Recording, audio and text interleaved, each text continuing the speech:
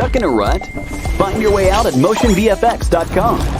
Dive into thousands of creativity-boosting assets for Final Cut Pro and DaVinci Resolve. Whether you're crafting cinematic wonders, engaging YouTube content, or stunning music videos, we've got tools to elevate your editing with an intuitive drag-and-drop workflow. Reclaim your time and create further with motionvfx.com. Hey, welcome back to ResolveCon, everybody. It's time. I'm so glad to be here.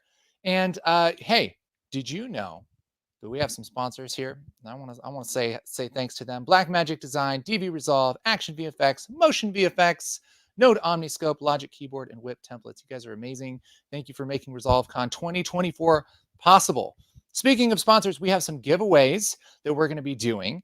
If you haven't, make sure to click the link in the description below, because that's how you can register to get free stuff. You cannot win unless you register. If you already registered, it's okay. You're good. You're in. All right. The things that we're going to have available to win. Here's one of them right here. Hey, here's something. We got a micro color panel from Blackmagic Design. So nice of them to provide that for us to give away, as well as a bundle of templates from Jake Wipp. Those are amazing templates for DaVinci Resolve. And yeah, so we're going to be giving those away after Cullen's session here. Speaking of that, if you don't know who Cullen Kelly is, I would call him a color wizard, or perhaps a color mad scientist. That's probably more accurate. This guy knows so much about the science and the nuances of color. And every time I have a conversation with him, I learn so much, and I'm excited to share his knowledge with you guys right now. So let's bring him on. Hey, Cullen, how's it going, man? Oh, hi. What's going on, buddy? Oh, hey, didn't see you there. I was just sitting in a super dark room. Fancy meeting you here. Yeah, weird. Cullen, I'm excited for your session, man. What are you going to be talking about? Man, I want to talk about, well, I have a few favorite topics within creative motion imaging, but right up there at the top, look development. So that's what we're going to be talking about today. Ooh, that's exciting. All right. So if you've struggled with making creative looks and, kind of getting some unique style for your projects, I think this is going to be really great. So Cullen, I'll let you take it away, man. Okay. Thanks so much, Casey. Hello, everybody. I would love to know who's out there in the chat. Let me know who's in the room, who's watching, who's listening. Where are my color crazies? Where are the people like me who are obsessed with getting the best looking possible image for your creative intent or for your client if you're working professionally? That's what we're going to be talking about in this session. I'm really excited for this session. I want to take you through what I'm going to call the 5 levels of look development. I've been doing look development for a long time. I've been at every one of these levels that we're about to talk through. And what I believe is that you yourself, as anyone at all interested in color grading, I hope that's you. Otherwise, you're going to find the next couple minutes very boring. But if you are interested in the craft and the art and the science of color grading whatsoever, you're going to find yourself somewhere on these levels. And my agenda for today, my goal is to take you further down. I want to click you up at least one level and show you that path, help guide you on that journey. This aspect of my journey as a professional creative motion imaging dude has been one of the most rewarding aspects of it. So I'm really excited to share some of the lessons that I picked up along the way. Okay, let's dive in. So we got so much to talk about. I'm really excited.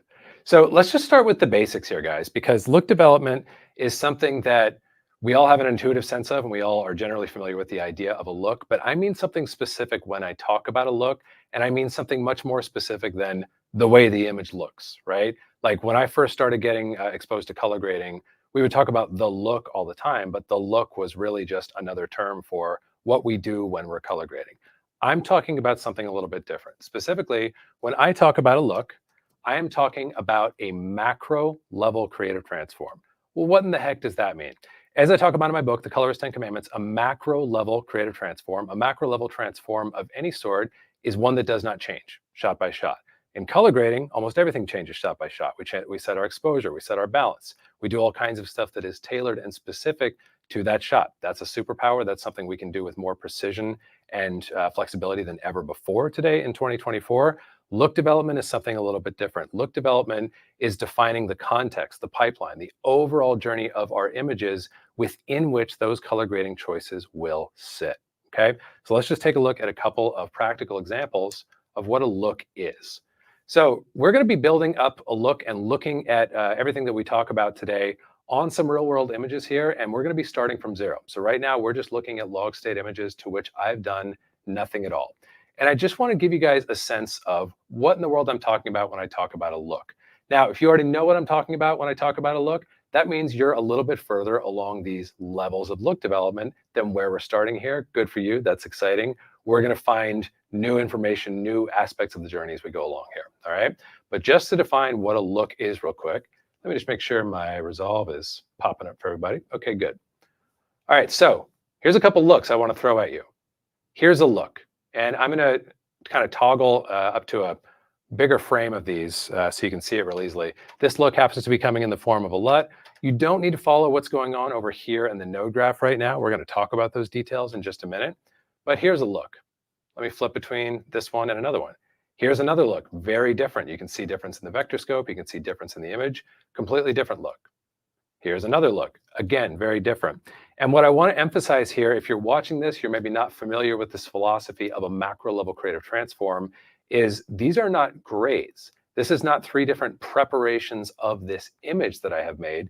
These are three different looks that I made without ever looking at this image at all. That's the magic of a good look, is as long as it is sound in terms of its creative intent, it is not tailored to a shot, it is tailored to a much larger application. And if we want to see proof of that, you can see that this look 3, for example, it doesn't just look good here. It looks good here. If I go off and on, that's a nice looking look, right? At least to my eye. This might also be a really long or really boring or really frustrating session for you if we have very different aesthetics or very different tastes. So I hope there's no one out there that's like, what is this guy doing? This stuff looks terrible. If that's you, that's okay. You wouldn't be the first, but hopefully we're all looking at stuff that we generally find pleasing. So this is a very specific look, but you can see it travels well. It travels cleanly. It is consistently imparting the same characteristics onto our image. And really what this is doing is establishing a baseline under which I can now begin color grading. It's almost like having a cheat code or bowling with bumpers, because from here, it's really easy for me to start color grading because I've already got a great start. And this puts me much more into the realm of what do you want to see instead of what do you want to fix? What are the problems? What do we need to deal with right off the bat? Okay, so that's just 3 simple examples of a look.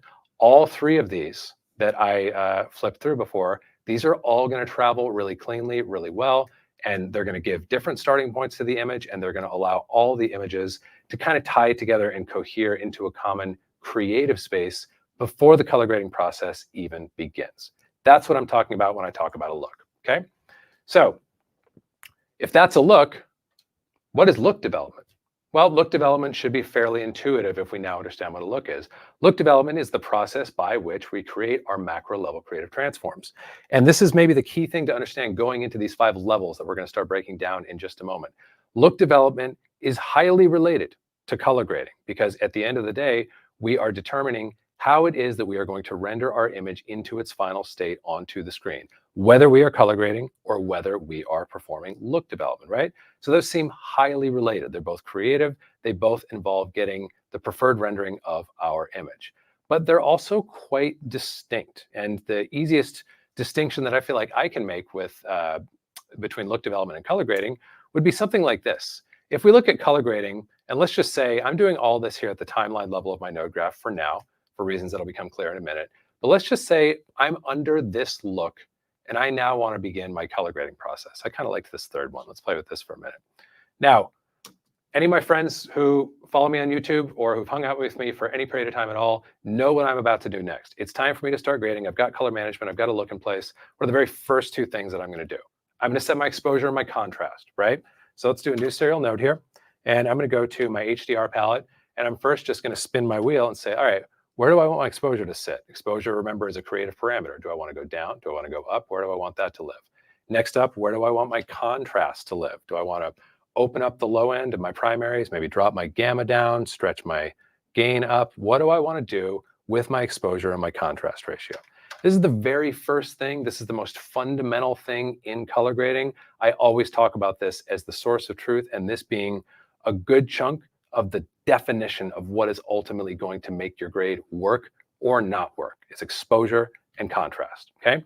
These two things that I just did, right off the bat, they're not allowed in look development. You cannot do these two things if you're observing good look development principles for a couple of reasons. But the biggest one is I just moved middle exposure. So for this shot, when I'm grading this shot, that works fine. I know what I want this shot to look like. At a system level, when I'm building a look, I don't want to bias the exposure of all of my images up or down. I want those to flow through as exposed in camera so that the colorist, whether that's me or someone else, if I'm developing a look for someone else, so that the colorist is starting from a balanced position and they can elect to shut down exposure or open up exposure. That's just one example of many of the way that look development and color grading are both highly interrelated and highly separate disciplines, okay? So you can be an excellent colorist and have very low knowledge of look development. Really good example of this is to think about guitars. Some of you guys may have heard me use this analogy before. Look development versus color grading, it's a bit like saying, I'm an excellent guitar player. I'm an excellent musician. Oh, so of course I know how to build a guitar. That's ridiculous, right? You can be an excellent musician and have no clue how to build a guitar.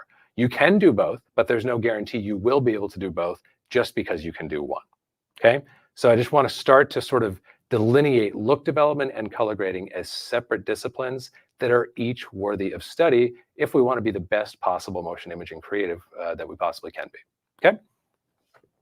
All right, so look dev ultimately comes down to three main factors, and we're going to be looking at these three levels through this lens of these three factors right now. Number one, vision. Do you have a clear idea of what you want? Do you know what you're going for? You might be going for a high contrast, high color, filmic aesthetic. You might be going for something like we're looking at right now, which is more of kind of like a bleachy aesthetic where you're kind of losing color as the look is applied. You might be looking for an airy, low contrast look. There's a million different intents or ideas or aesthetics that you can have for your image. What's important is that you have one. If you don't have one, if you can't see it and taste it, you're going to have difficulty with look development. You need that vision, number one. Number two, knowledge. What are the core principles of this discipline? Do you know how to get that vision on the display in a sound way? We just talked about a great example of that just now. If you don't understand, for example, that a look really shouldn't be moving middle exposure up or down, you might have high vision but low knowledge, and your results are going to be compromised as a result. So you not only need vision, you need knowledge. You need to understand how to implement look development successfully in its application as a macro level creative transform, okay? Number three, tool set. Does your tool set support your vision and knowledge? So what we're going to see as we move through these levels is as your vision goes up, especially as your knowledge goes up, the next determining factor for your quality of results and your speed of results is going to be your tool set. And look development, as we've said, is a separate discipline than color grading, and colorists are not the only one who sometimes get confused about look dev being the same or similar to color grading. You know who else gets confused about this? People who make software, people who make plugins, people who make all variety of tools that we work with when we are color grading.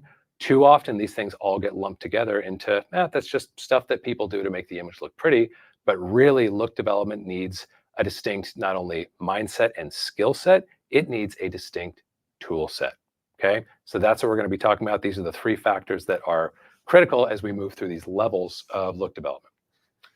Okay, what else we got? Let's dive in.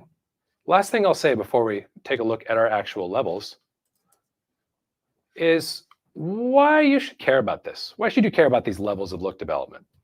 Depending on who you are and where you're at in your practice, what exactly is going to be the significance? Why is this going to help you in your color grading practice? The main reason you want to care about these levels is you want to have a roadmap for growth. This is not a very well-charted course. It's the only course within creative motion imaging that I think is even more murkily understood than color grading itself. But when we start to understand what is our path, what am I aiming for, where am I trying to get to, it's much easier to get there, right? A lot easier to steer when you know where you're going. So that's the number one thing, is that you're going to have a roadmap for growth by understanding these levels for look development. And the second thing is my goal for today, for the next couple of minutes that we're going to be talking about this, I not only want to give you that roadmap, I want to see you move up at least one level today. I want to give you some tools to move from maybe the top of level 2 right to the bottom of level 3. And I think we're going to be able to do that with the principles we're going to discuss. Okay. All right, let's dive in. Level 1, look unaware. That's what I'm going to call this level. Okay. Look unawareness is fairly self-explanatory. So because look development is separate from color grading, this doesn't necessarily denote a particular skill or experience level of colorist. You might be a seasoned professional, you might be highly experienced, not necessarily working pro, or you might be brand new to grading. It doesn't actually matter. What defines this level are 2 things. Number 1, you're working really, really hard. And I'm going to show you what I mean by that in just a second. And number 2, you're falling way short of your potential in terms of the pictures in your mind and your ability to get them consistently onto the screen. Okay. And some ideas here, some things that are going to be common to this level. You love getting your hands on the image. So let's wipe out all of this stuff that I was playing around with here for a second. And I'm just going to start kind of freehanding and doing color grading the way I learned it, the way I was taught early on in my career. Okay. This love getting your hands on the image. That's something like this. It's like, all right, let's stretch out that contrast. Let's add some saturation. Let's really start to kind of shape this image out. Now I've got this going on. Let's maybe cool my shadows a little bit.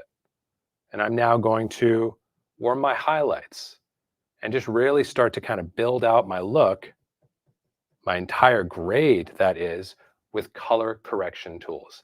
This is one of the hallmarks of being look unaware, is that you love getting your hands on the image and you may or may not have knowledge or skill in other areas, things like color management, things like tool selection, things like how to build the right node graph. But boy, do you love getting your hands on the image. And because of that, you've probably gotten pretty proficient at getting decent results like we're looking at right now.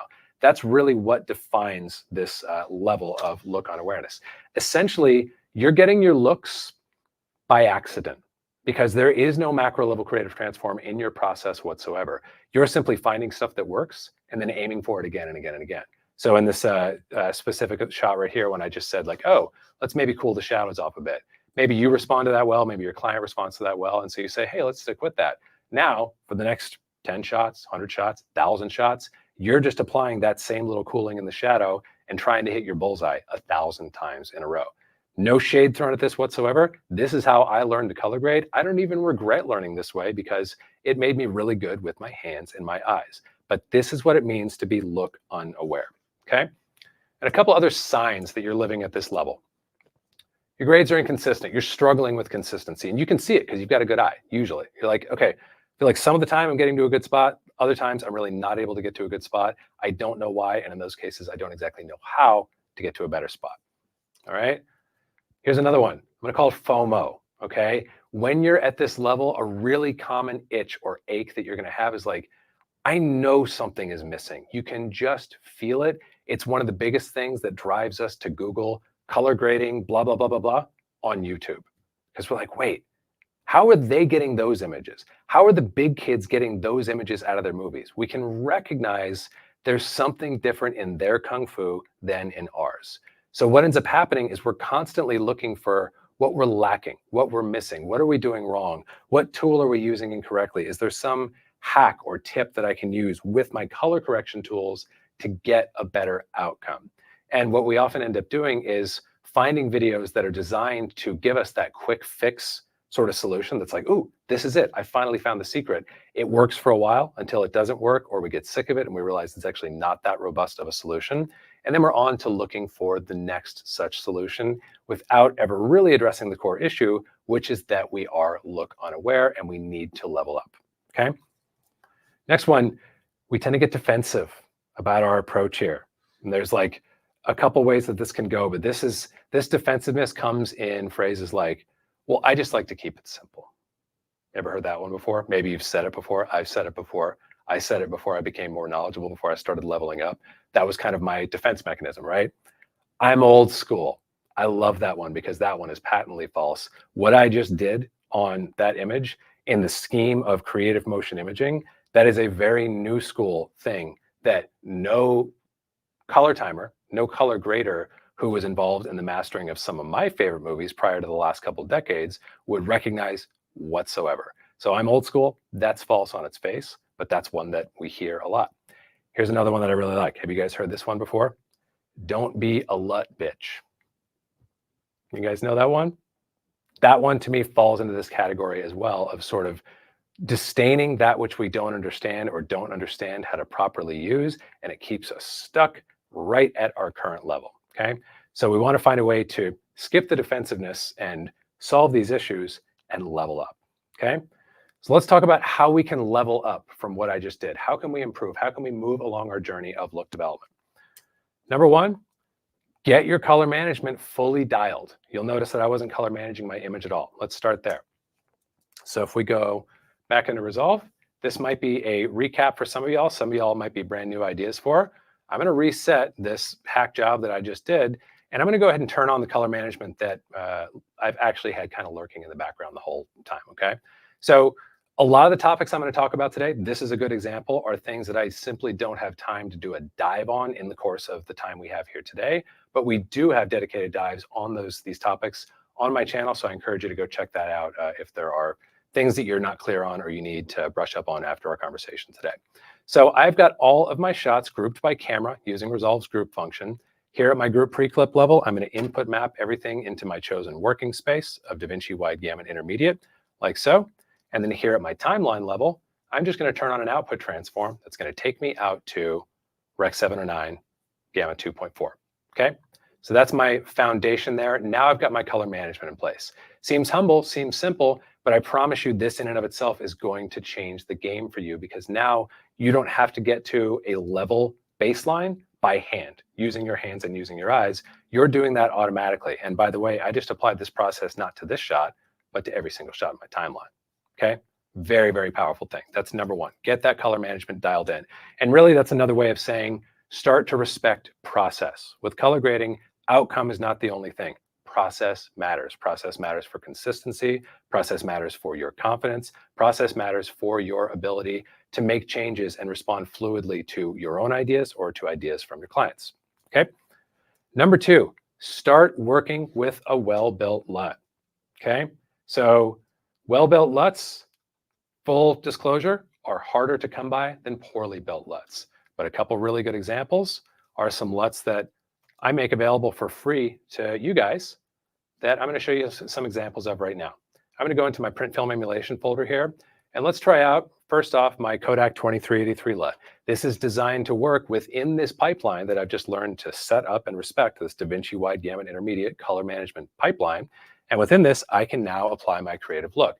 That's going to function the same way as the other looks we auditioned earlier. It's not meant to grade this shot or this shot before it or this shot after it. It's meant to provide a positive aesthetic context for all of these images, okay? This is a free download that you can grab a link to by following, or grab a copy of rather, by following a link that I'm gonna paste into the chat right now.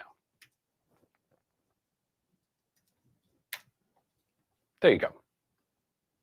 All right, so that's the second thing here with our level up from level one. Start working with a well-built LUT, because that's going to start to whet your appetite for the possibilities that come into play when you begin using a well-built creative LUT. Another great example here, we've got the 2383 versus the Fuji 3510.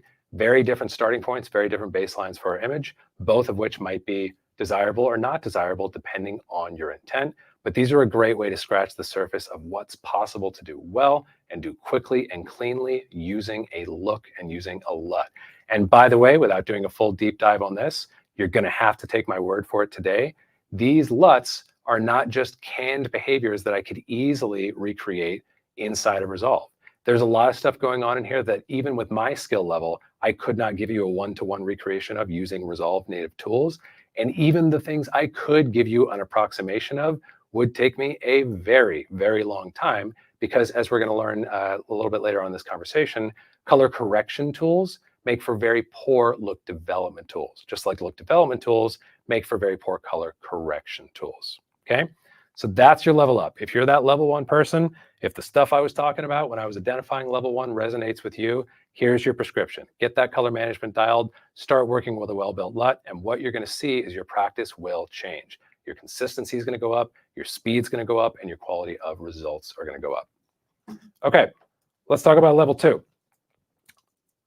Look user. You're now not look unaware. You've recognized that looks have value, and you're starting to use them, okay? Now, here's what's going on at this level. you've got a repeatable process, you put some thought into, you recognize the value of LUTs for look development, and you're starting to experience what I typically call wow moments, where you throw a look on, kind of like we were looking at with this image a moment ago. My reaction to this is, wow, that looks really good. I don't know, there's stuff we can do, but I don't feel like I need to do stuff to this image necessarily. This feels much more finished and polished than this, doesn't it? So you're starting to experience those wow moments that typically only come from having a well-built look, and those moments where you're like, hey, now I'm in the land of permission. Now I'm in the land of finesse. Like, what can I do, as opposed to like, what do I got to do to get this looking decent? Okay.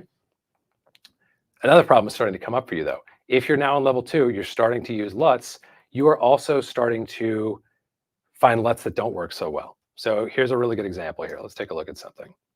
I've got a poorly built LUT that I want to show you guys. Bad look LUT.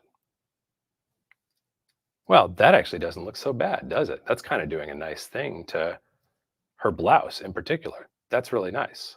But let's check something out. This LUT was not built with the rigor of a proper look development process. So if we travel a little bit, take a look at this. Anyone looking to get that look on their image? I'm not. That's not so great, right? So you're starting to run into LUTs like this. You're like, wait, I thought it worked, but now it's not working. It worked for a while, now it's not working. So what does that lead to? That's one of the key signs that you're going to run into at this level. You're constantly grabbing new LUTs because you're being failed or let down by new LUTs, and you feel like you're just the right LUT away from finally feeling comfortable at this level. Or conversely, you're like, oh, okay, like Cullen's 2383, or like some other LUT that works for me. I'm just never going to move off of there at all. And you find yourself in sort of like LUT purgatory, and all your images start to kind of feel the same. Okay, neither one of those are terribly desirable, right? Finally, you might find that because you don't have the ability to really modify what that LUT is doing, you can't break into that LUT and make changes to it. You're compensating in your grade for what is not working in your look. So you might be softening your contrast. You might even be trying to like desaturate underneath this to solve it, but that's really not a very good solution. Or you try to like balance out the issue, but that's really never going to get you anywhere you want to go.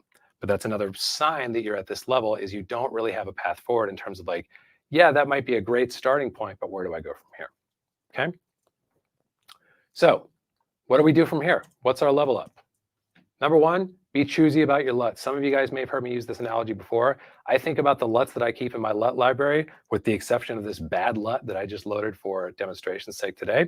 I try to think about it the same way I think about my fridge, right? If I don't put garbage in my fridge, I'm probably not going to eat garbage, right? So just because it's food doesn't mean it goes in my fridge. Just because someone says, hey, I've got some free food for you, or some cheap food for you, which the equivalent of happens all the time with LUTs, that doesn't mean it's going in my fridge, because I know if it's in there, it's probably going to get eaten. You want to restrict yourself. You can have a big LUT library, build it up over time, but you want to make sure that you're sourcing your LUTs from a quality place and that they're up to the task of what you're using them for. Otherwise, they shouldn't be in your LUT folder at all. It's not like, oh, proceed with caution with these. Just don't put them in there. Don't put the junky food in your fridge, then you're not going to eat junky food. Okay. Number 2, start learning look dev within Resolve. I'm going to give you a very quick example of what this looks like. Wow, we just made a rocket blast into the future there. Let's take a look here. Within Resolve, we can start to perform our own look development without having to rely on LUTs, which I've also got some dedicated videos on my channel for. I'm going to leave you a couple links to these so you can follow up deeper on this. For today, let's just take a look at 2 examples of how we can start to seize more control of our look dev process using Resolve native tools. Here's number 1. Let's just flip to this Resolve native look that I've built. I have built this look with humble Resolve tools using the tools of look development. So I've got a contrast curve here that is preserving middle gray. I built this using my exposure chart, which is one of the free downloads that you're going to find access to in that initial link that I pasted for you guys. And then I added a little bit of split toning, which is also respecting middle gray, like we talked about a little while ago at the beginning of our conversation. So you can see, if I go here, here is my Resolve native look that I've built. This may not offer me, this tool set may not offer me everything that I could ever want in a look development tool set, but because I have the knowledge of look development and I know how to use the tools within this tool set that do work for look development, I can now seize more control of my creative process. Okay, so that level up, be choosy about your LUTs. Start learning your look dev with MResolve. And one other thing I'm going to show you really quickly, because I love this trick. Wait, let me go back to our full screen mode here. There we go. I want to show you a trick for, let's say that there are things about this 2383 LUT, for example, that I really like. I want the contrast, but I don't want the color changes, for example. I'm going to do a layer mixer, and I'm going to set my composite mode to color.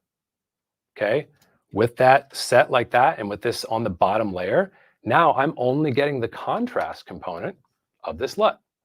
So let's zero this out. Watch what happens. If I delete this, I'm looking at the contrast and the color of the LUT. With this on, I'm getting only the contrast of the LUT. That's just one very quick example of the type of control and sort of granular adjustability you can exert over a LUT when you understand how to properly do so with MResolve. That's something else that we cover in dedicated videos on my channel, including this one on modifying LUTs. Okay, modifying LUTs isn't quite the right word, but it's more like making upstream modifications to your net look that is using a LUT in a sound way that's not going to break your image like we were looking at a moment ago. Okay. All right. So learning how to cleanly modify what your LUT is doing. That's the next step of your level up. These level ups are going to change your practice by starting to give you back some of that control that you enjoyed at level 1. Again, I want to be clear here. These levels don't, I'm not trying to confer value onto these different levels. We're all at some point on this continuum, and there's no way to get to the next point without passing through a lower point. So wherever you are, we just want to move you forward. It doesn't really matter where you are right now. Level 1, there's a lot to be said for level 1, and a lot of the resistance I think that happens going from level 1 up to additional levels is like, yeah, but I feel like I'm surrendering something. I can really control things when it's in my hands, right? So part of this journey of look dev is reclaiming that control. That's going to begin to happen as you move from level 2 to level 3, okay? You're going to start to get way more of those wow moments, and you're going to start to have way less anxiety that you are essentially, we're over here. Turns out I only know how to use Resolve and not Apple Preview. You're going to get rid of way more of that anxiety that like, oh no, I'm just one bad choice or one wrong shot away from getting this result and not knowing how to back my way out of it. So your anxiety is going to go way down as well. Okay, let's keep on trucking here. Let's talk about level 3. Oh, I see what's happening. I see what's happening here. By the end of this conversation, I will know exactly how to navigate this. So level 3, look hacker. Now, hacker may not mean what you think. I don't mean you're a hack. I mean hacker in the sense that I learned it when I was a kid and I was watching movies like Hackers and War Games and Sneakers, all these movies about people who would figure out cool stuff using like unconventional and sort of like self-taught methods to make computers do what they wanted them to do, right?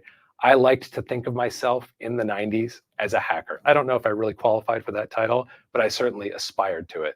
And so this is a term of endearment when I use it here. This means that you now understand the value of looks and you've now started to crack into how do I claim some of that control? How do I reclaim some of that control, okay?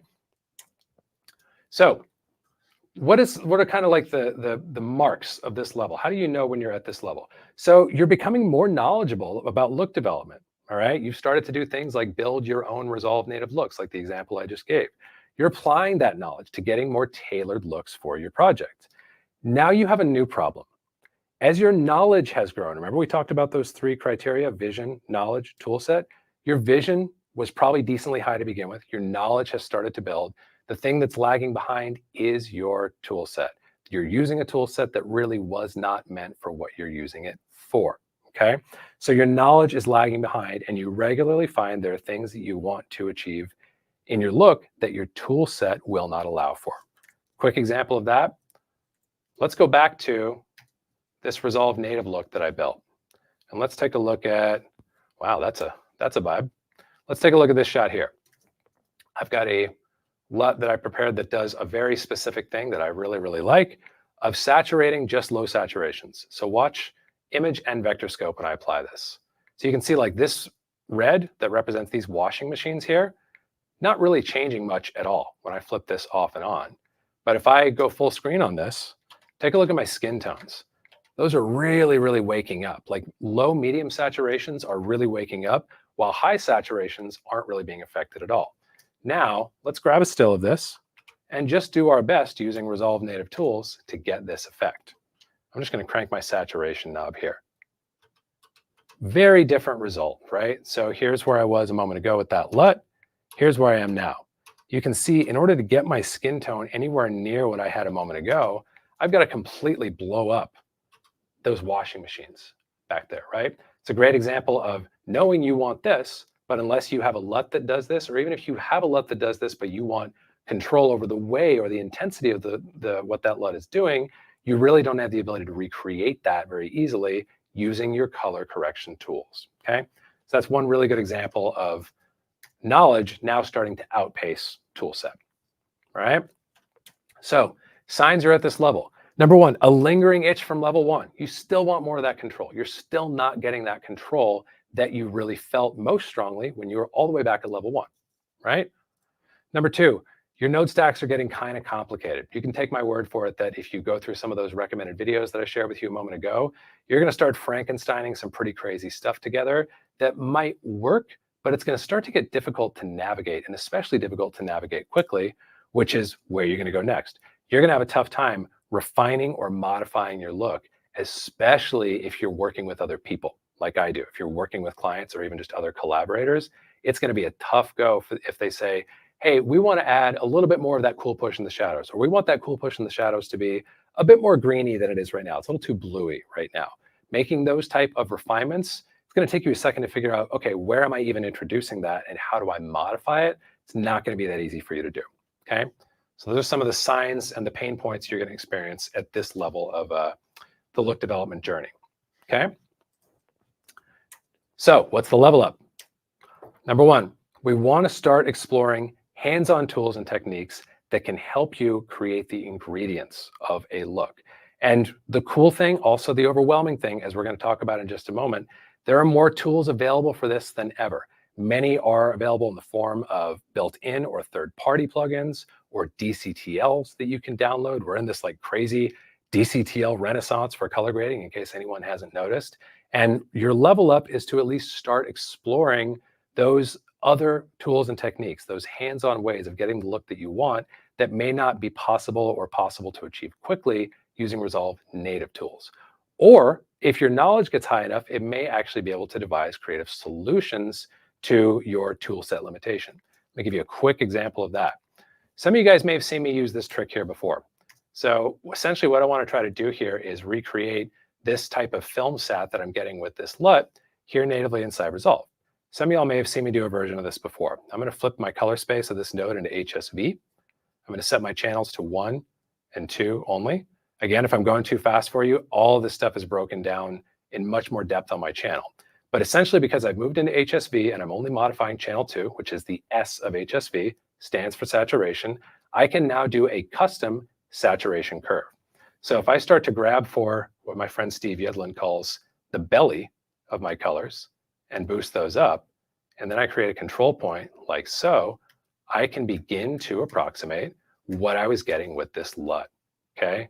So I'm really starting to control the model I'm using and the manipulation that I'm making to my image. This is not one-to-one. I'm not going to say it's as good as the LUT that we were just looking at. I don't believe that it is, but it's giving me a closer approximation because I am using my knowledge to overcome the limitation of my tool set. So that's another option. You can keep growing your knowledge or start exploring alternative tools. Those are going to be the biggest things that help you level up to from this level 3 position, okay? This is going to do a couple things. This is going to build up your skill, and it's also going to build up your eye for detail, okay? So two very important things that are going to help you along this journey, okay? Now where are we? You've made it. You're a look creator now. You're no longer a hacker. You know what you're doing. You've got some game. You've really put together a practice that works for you, okay? You've become quite knowledgeable about look dev, and you've become quite knowledgeable about what works for you in your look dev practice, which is maybe the most important thing in a good look dev practice. And excuse me, you're also regularly achieving your desired outcomes. You're more consistent and you're really liking what you're seeing. You're enjoying yourself more. You're getting those wow moments that we talked about earlier quite a bit more. What are some of the signs that you're at this level? Let's take a look. Some of this, you're getting echoes of level 2 because now you're in this realm of like plugins and DCTLs and third-party tools and interesting techniques that are non-conventional within Resolve. And what you may find yourself doing is sort of living in this perpetual cycle of like, oh, that new thing, that new thing, that new thing. And just like you felt with LUTs at level 2, you now feel with tools and techniques. I'm just one more tool or technique away from finally being able to do this effectively and simply and cleanly in the way that I really want to without having to look out for problems, okay? Your limiting factor is no longer your vision or your knowledge by any stretch. It is officially your tool set. You know what you want, you understand what needs to happen for it to get there, but you don't have a tool set that supports that agenda. That's officially your limiting factor here at level 4. And here's one of the signs, one of the biggest kind of cautions I'm going to give you guys throughout this whole journey. There's a very easy sort of exit off the freeway that you can take here if you're not careful that may not be what you want. Here's going to be my suggestion to you. If you are building out, and this will describe some of you guys, maybe not others.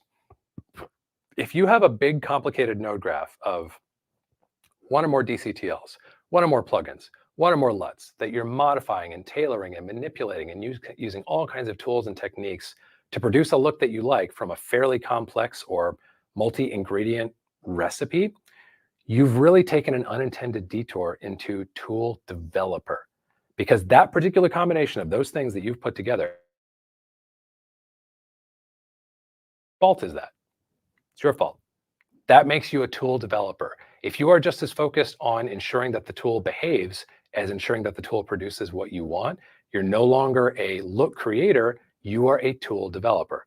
Now, I don't want to talk too much trash in that category because I'm a tool developer. I love developing tools. I enjoy it. But if you don't, this is a miserable detour to make. And what's worse, you don't even realize you've done it. You think that you're still just struggling to move your look dev practice where you want it to go. But in fact, you've kind of peeled off down a blind alley. An easy question to ask yourself to test whether or not you really want to be a tool developer or not. Would you be just as happy to have the tool as to have built the tool? You probably don't want to be a tool developer then.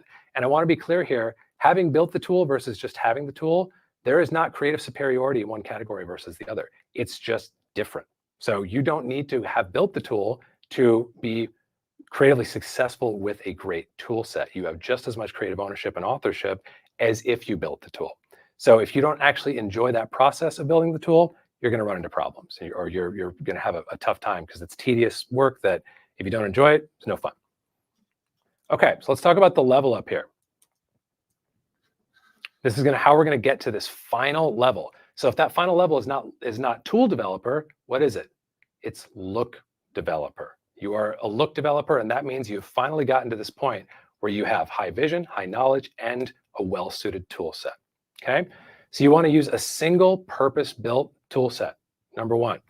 And this is going to change your practice by allowing you to create at the speed of creative impulse. Okay, so I'm using that word speed, and speed matters for a few reasons. Speed matters because we need to be able to get results quickly, especially those of us who are working on the clock, under deadlines, or for clients, right?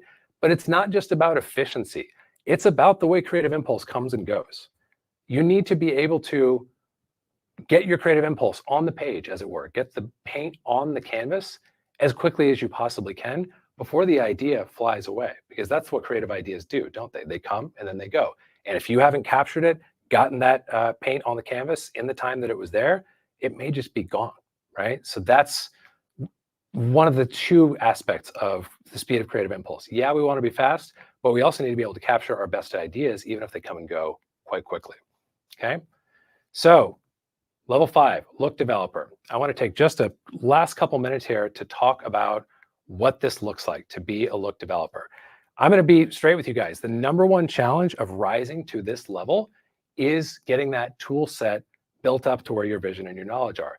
That tool set doesn't really exist today. However, it's going to soon. I've been working on a tool for the last couple of years that is designed for this exact purpose. It's not available today. It will be available soon. I want to give you guys a quick sneak peek of what it means to be at this level of look developer who is able to create at the speed of creative impulse. So this tool set that I'm describing, that I'm referring to, it's a plugin called Contour. By the way, every single LUT that we have looked at today, with the exception of my film emulation LUTs, was created using this plugin. And this plugin has a lot going on within it. We're only going to scratch the surface of it, but I want to just give you an idea of what it means to have a tool that allows you to work at the speed of creative impulse. I'm going to import a profile so that I can quickly populate all of my many sliders here. And you can see I've now got a look in place. This is not a look that's suited to all images, all intents, all projects, but for the right project, it does beautiful things. I can create a contrast curve that preserves mid-grade, that honors the rules of look development, allows me to shape things with full granular control, but without excessive control. I can apply split toning, the type of thing that's really hard to do with granular detail here in our custom curves. I can target hues instead of how much red, green, and blue. I have tons of control over the shape and the area of influence of this split tone curve. I can apply saturations, which allow me to do those kind of saturation operations I was talking about earlier. In fact, that film sat LUT that we looked at, that was created using Contour, okay? So I'm now no longer limited to one saturation slider. I can control saturation all across the spectrum of saturation. Last few here, I've got my density, which allows me to control the weight of saturated colors, and my hues, which allow me to create filmic color remappings or whatever type of sort of art direction or palette remapping I might want to impart. So the idea of this tool is to give you a simple, intuitive tool that's purpose-built for look development that works at the speed of creative impulse.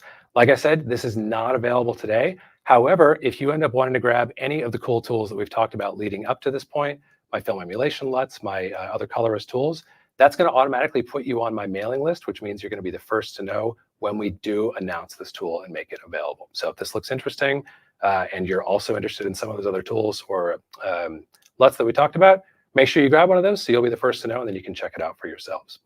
That's this final level, guys. You want to get to this level of being a look developer and having vision, knowledge, and tool set all built up to a really high level so that you can create at the speed of creative impulse. So in closing, I hope we got to a point where you better understand this full journey, and no matter where you are in this journey, I've at least given you a roadmap and hopefully given you a really simple prescription for taking your look dev practice from whatever level you're at today up to that next level and the one beyond. Thanks, guys. Cullen, that was wonderful, man. Thank you so much. Man, I was like thinking the whole time, I'm like, where am I? Like, what have I been? You know, Totally. in the best way. Where are you? What's your level? I don't think I'm at well, I'm definitely not at look developer. I'm probably like, I'm at the point where I'm trying to use the tools in Resolve to do what I want. And most of the time it works fine. Yep. That's kind of where I'm at. That's a good one. That's a good solid level. You can do a lot of stuff from there. Yeah. I don't know. Can you guys hear the rain? It's like pouring rain. Is it pouring? Yeah. I can't hear a thing. Good. I'm glad you can't hear it. All right. Well, let's do some Q&A here. Let's bring up some questions. All right. So first question is, why is there such a disassociation of Blackmagic camera codecs in coloring tutorials? Everything is either Sony or Arri. Gosh, I feel like for me it just comes down to what I'm fed. I'm subject to. I didn't shoot a single one of these images that we're working on today, so it just depends on what comes in our case, what my kind clients allow to be used for demonstration purposes. Sure. Yeah. Okay. Next question. So if we're new to both color grading and look dev, should we just pick a LUT we like, then color grade before we get enough experience to develop our own look? Great question. And yes, absolutely. I would say, like for a great starting point, grab those free print film emulation LUTs that I left links to. start with the 2383, grade some projects under there. You're gonna get used to what it feels like to grade under a look. You're also gonna start to develop an itch over time of like, all right, what is this doing that maybe I don't like? Or what is this missing that I wish it would do?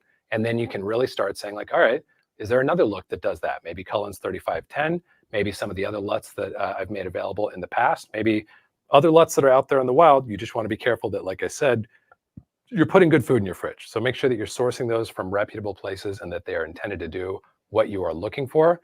But yes, absolutely. Great place to get started with color grading in the context of a solid pipeline with a good look is just to start color grading underneath that look. And again, you can follow my YouTube channel and check out some of the content on there for some prescribed guidance on how to grade underneath a look, because it's similar, but also distinct from how you might grade by hand or with just color management in place. Mm-hmm. Yeah, I think it's important to highlight that there is a lot of I guess ideas that LUTs aren't good in general, you know, and that's not necessarily true. If you have a good LUT that's built with solid color science and you use it properly and you're aware of it, like it can have a really good place in your color pipeline. Absolutely. Yeah, real quickly, my another one I'm fond of from my friend Steve Yedlin, he basically says like saying a LUT is bad is like saying a stack of paper is bad. That paper could contain the next great American novel. It could contain like all work and no play makes Jack a dull boy. It could contain gibberish. It could contain anything. What's good or bad is what's in that, what that paper contains, not that stack of paper. A LUT's just a stack of paper. Exactly. All right. Being brand new to color and log, should I jump in both feet first or dip the toes by learning each part as I struggle with consistency across shots?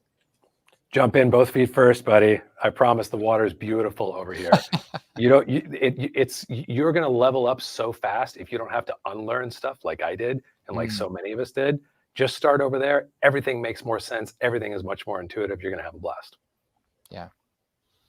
Yeah, I think it's important to when you're doing color, it's so nice because you can absolutely destroy a shot and then hit undo, reset it. It's okay, you know. Yep, absolutely. Yeah, it's okay to play around. All right. How much does having color accurate monitor have to do with how effective you are with color grading? It's almost impossible to overstate how much those two correlate. We talked about consistency earlier in this conversation. If you want consistency, even if you want to know what the heck to do with feedback, if you're working with anybody at all, which if you're going to be involved in creative motion imaging for any period of time, you're probably going to have to work with someone at some point, whether they're paying you or you're collaborating with them or whatever form that relationship takes. If you're having to work with somebody and you don't know whether their feedback is based on your bad monitor, their bad monitor, or some actual impulse that is truly reflective of a problem or an opportunity that needs to be seized within your color grade, it's going to be impossible to get anywhere. You simply don't know what to do if you can't trust the only relationship you have with the image, which is your monitor. Yeah. You're really ensuring competence with that. 100%. Yeah. All right. What are the right things to do when a client is in the room? What do I focus on? And when do you say, I'll do these on my own time? Oh, that's a great question. That depends on your relationship for sure. But I would say the general guidance there, I'm a big believer in maintaining forward momentum in a session. So if we're on a shot for more than 60 seconds, to me, that's an eternity, because the decisions we're going to be able to make and our sort of sense of momentum is going to have dropped so low by the 60-second mark. So whatever we can get to in 60 seconds, that's what we're going to do. And whatever is left after that point, I'm going to prioritize most important things. Something I talk about in my book, The Colorist 10 Commandments, greatest gains for least efforts. I'm always looking for the next thing that's going to make the biggest positive impact on my shot. And if I'm doing that for my first 60 seconds, I can feel good about saying, hey, that's the buzzer. Not necessarily going to announce that to the client, but that's roughly my threshold. And at that point is where I'll say, hey, I know we've still got some things that we'd like to see implemented here. If you're willing to trust me, I'd love to hit those on my own time or in a second pass with you together. But for now, I'd like to move on so we can make sure that we get paint on the entire wall, not just on this little corner of it. Mm-hmm. And that's good advice for, I mean, putting projects together in general, is keep moving and, do big adjustments on the whole thing and then go back and do medium adjustments and keep going, and working in those passes is just such a smart way to work. Absolutely. It's ironing. Anybody ever thought like, okay, I'm just going to make one clean sweep with my iron over this garment and get every one of those wrinkles out in one sweep? What are you going to do? Probably going to set your shirt on fire, right? Yeah. All right. What's your opinion on ACE's workflow? When do you think, as a colorist, you should approach it? Oh, that's a great question. I'm fairly agnostic. I think color management is a very important part of the process, as we talked about earlier. Deciding which color management workflow is right for you takes some experience. It takes some trial and error. It takes some exploration. I think ACES is primed to be the best workflow that it's ever been with the upcoming release of ACES 2.0, and I'm very excited about that. If I were to be looking at ACES today and auditioning it for use in my workflows, I would definitely be looking at ACES 2, waiting for that release, or using the beta releases as opposed to like trying to bite off ACES 1.3 today. I don't think that makes much sense, but it's a great framework. It's widely supported. There's things that people love about it. Pros and cons to everything. In fact, again, if you end up grabbing any of the free resources that we talked about in this conversation today, I'm going to send you an email right off the bat about ACES versus Resolve Color Management, pros and cons of each. Nice. All right. On a Mac, is it better to export Rec 709A or in Rec 709 2.4 to preserve in the product what I see in DaVinci? Oh boy, I love this question. No easy answer here. This is really speaking to what we're all familiar with as typically called the gamma shift problem. The gamma shift problem actually doesn't exist. There's no such thing as a gamma shift problem. Do you guys believe me when I say that? Do you believe me, Casey? I believe you, but yeah. Yeah. Back it up, bro.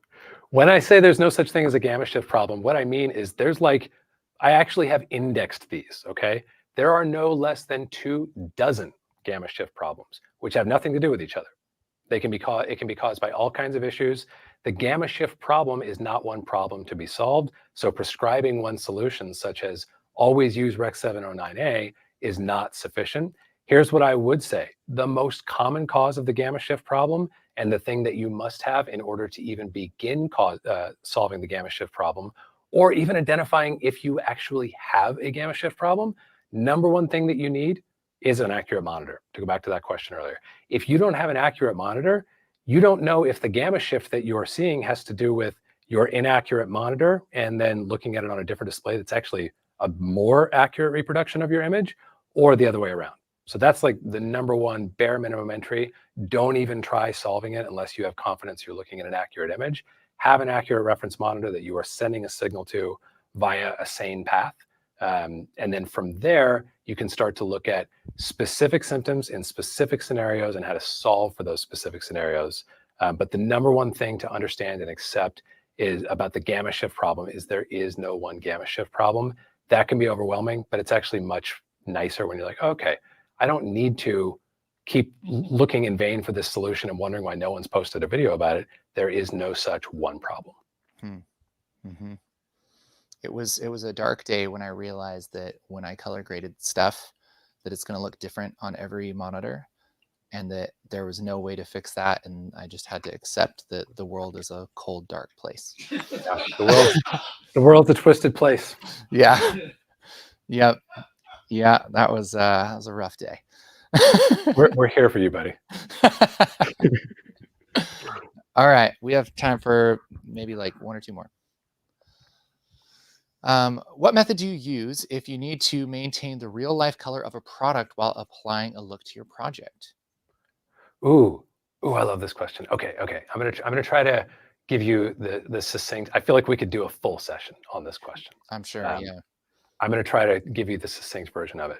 Number one, this is what color management is for. You guys, some of y'all may have heard me use my definition of color management before. Color management is essentially at its baseline, allowing us to take what the camera saw and reproduce it as best we can on our display. So that if I took a photograph of a blue ocean at sunset, looks like a blue ocean at sunset. If you're trying to do that by hand with color correction tools, like we demoed at the beginning of our conversation, good luck. Like maybe you'll do it, but maybe you won't. And there's like, it's got very little to do with anything. Like if you hit your target, it's by accident. If you miss, it's hardly a surprise. Okay, so that's number one, color management. Number two, this is like one of the biggest secrets that I feel like I've unlocked in color grading.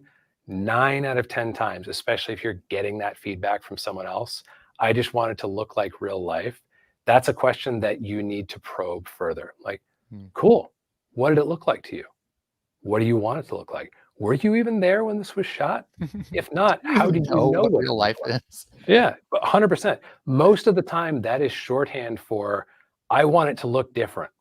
Yeah. Which, okay, great. That's what color grading is. But let's talk about how you want it to look different, not this like sort of hiding behind this notion of one-to-one accuracy. Just a quick spoiler alert for you guys. There is no such thing. And if there were such a thing, it would be absolutely hideous to look at. Images and imaging, what we see, images and visuals are not the same thing. And we need to treat them differently within the context of using some sound color science to get a foundation. Ultimately, we need to respect that images and visuals can never, should never, will never have a one-to-one correlation. Yeah. Or, you just take like the product and you hold it up to the monitor and that's the easy way. I've been in those sessions before. Don't do that, for the record. Yeah, that'd be a rough day. Tough All right. Okay. So thank you so much, Cullen. This has been amazing. Very, very, very informative and very inspiring. So anybody, if you want to learn more about just next level color grading, Cullen Kelly is the channel for you. I've learned so much from you, Cullen. So thank you so much for all you do for the internet and for the Resolve community and for colorists, and yeah, all the best to you. Oh, you're very welcome. And thanks so much for having me this year. This was a great time hanging out with everybody. And I wish all of you the best of luck in your wild journey through color grading and doing fun, creative stuff in post-production. Awesome, man. All right. Well, we'll let you go. Thanks. Yep. Guys, give it up for Cullen Kelly. What a beast. What a cold-blooded beast. All right. The winners of the giveaways. Let's do it. The winners of the giveaways. It's all right. It's okay, Sam. You're fine. If your name is Thomas Barrett, well, you just won yourself a Wipp template bundle. And hey, if your name is Brent Young, you just won a Resolve micro panel, baby.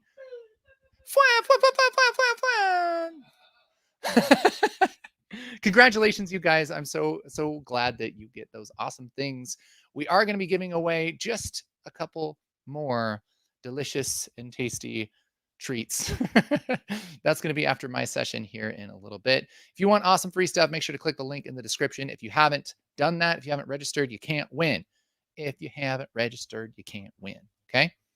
We will be back, not here, but on my channel in about an hour with yours truly. I'm going to be talking about making some epic cinematic titles in Fusion. And I think it's going to be fun. So even if you've never used Fusion before, even if you're like, I don't know how to make titles, I don't know what's going on, it's okay. We're going to have so much fun. I'm inviting you personally. I want you to be here. Okay. So yeah, I guess I'll see you around. Okay. Maybe you'll have a snack or something. Maybe you get a snack and then come back and bring me one. Think about that.